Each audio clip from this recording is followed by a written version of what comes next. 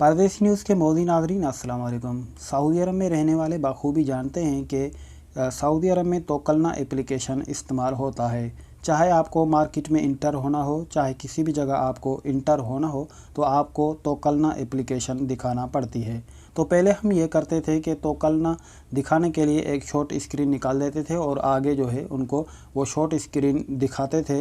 लेकिन अभी ये है कि तोकलना जो है वो आज न्यू वर्जन अपडेट किया है और उससे ये होगा कि जब हम जो एप्लीकेशन की शॉर्ट स्क्रीन दिखाते थे, अभी वहाँ एक 4 कोने वाली पट्टी घूमती रहेगी सफ़ेद।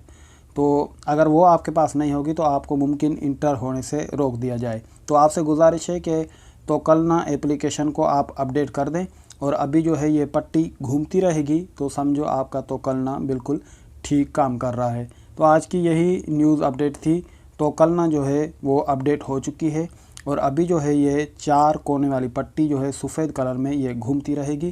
तो इससे आपका एप्लीकेशन का शॉर्ट स्क्रीन माना जाएगा और आप जो है किसी भी मार्केट में इंटर हो सकते हैं।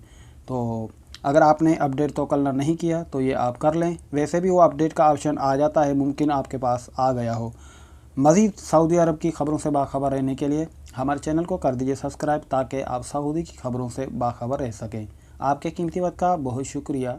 अल्लाह निगहबान।